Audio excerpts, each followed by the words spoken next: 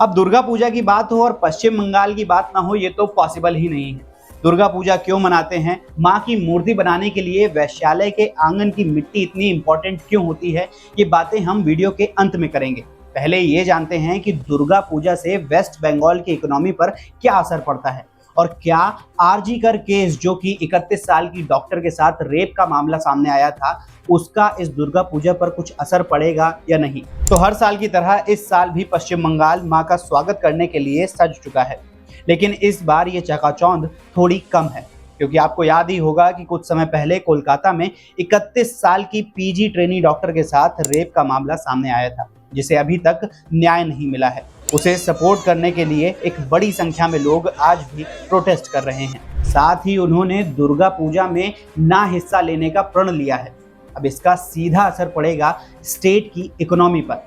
समझाता हूं कैसे। देखिए, दुर्गा पूजा का त्योहार पश्चिम बंगाल की इकोनॉमी में करीब 2.58% की हिस्सेदारी रखता है। इस दौरान करीब 50,000 करोड़ से लेकर 70,000 करोड़ रुपए का बिजनेस जनरेट होता है, जिसमें मूर्ति बनाने से लेकर पंडाल सजाना, पंडाल के पास लगी छोटी छोटी दुकानों से लेकर बड़े बड़े शोरूम से शॉपिंग करना, बड़े बड़े बिजनेसमैन से मिला चंदा या ब्रांड प्रमोशंस के लिए फंडिंग, सब शामिल होता है।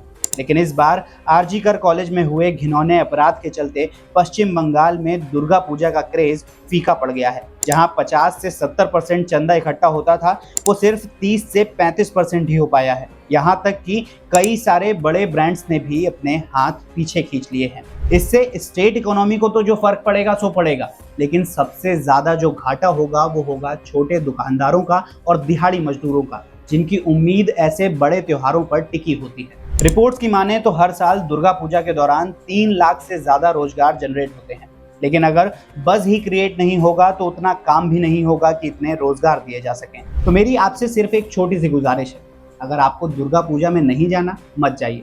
आपको पंडालों के लिए चंदा नहीं देना, मत दीजिए। लेकिन उन छोटे छोटे दुकानदारों या फिर उन डेली वेज वर्कर्स के लिए अगर आप छोटा सा भी अमाउंट भेज सकते हैं तो ऊपर दिए वाले नंबर पे ज़रूर सेंड कीजिएगा। मैं अगले 3 दिन में जितना भी अमाउंट इकट्ठा होगा उन लोगों तक पहुंचाने की पूरी कोशिश करूंगा, और इसका प्रमाण आपको चैनल के कम्युनिटी टैब में मिल जाएगा। तो चलिए वापस आते हैं दुर्गा पूजा पर। आखिर दुर्गा पूजा क्यों मनाई जाती है? कभी ना कभी आपने भी इसके पीछे की कहानी सुनी ही होगी। कैसे महिषासुर नाम के राक्षस ने देवताओं का जीना मुश्किल कर रखा था। फिर ब्रह्मा, विष्णु और महेश तीनों की शक्तियों से मिलकर एक देवी की उत्पत्ति हुई, जिन्होंने महिषासुर का वध किया और बुराई पर अच्छाई की जीत हुई। लेकिन क्या आपको पता है कि दुर्गा पूजा में जो दुर्गा जी की मूर्ति बनती है, वैश्यालय की मिट्टी के बिना वो मूर्ति अधूरी मानी जाती है। जैसा कि अभी हमने बात की बुराई पे अच्छाई की जीत की, ये कॉन्सेप्ट भी उसी से रिलेटेड है।